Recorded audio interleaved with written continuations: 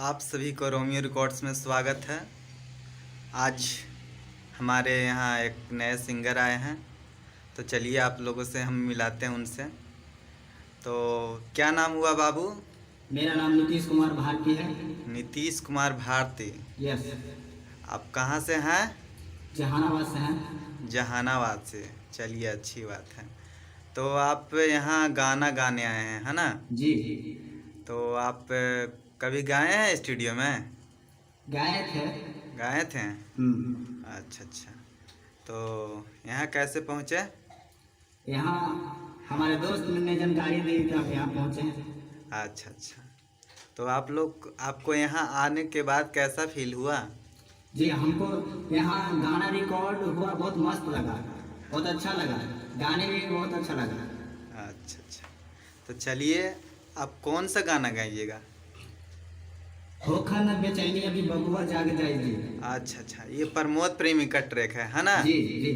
अच्छा, ये अम्मा जी प्रमोद प्रेमी का ट्रैक लगाते हैं। जी लगाइए। आप गाइए गाना, ठीक है?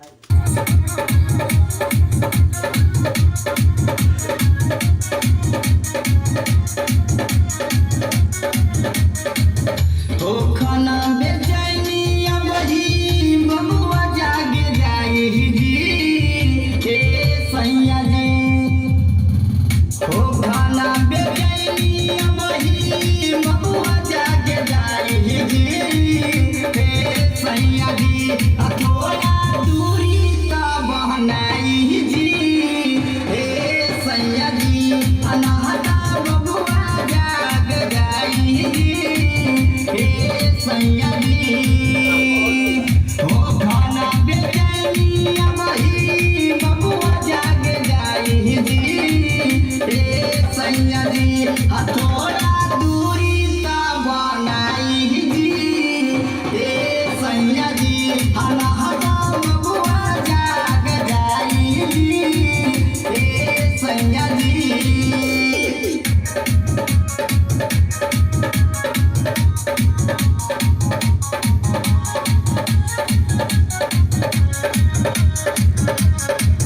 तीन चार दिन में नहाया भरत नहीं के माना जी।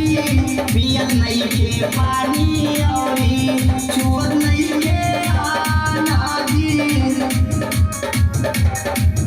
हाँ, तीन चार दिन में नहाया भरत नहीं के माना जी। पियल नहीं के पानी और छुअत नहीं के आना जी। थोड़ा चुटकी बात खातिर झगड़ा लगाई जी। सैया जी अनाथा बबुआ जाग जाई जी। सैया जी थोड़ा दूरी का बनाई जी। सैया जी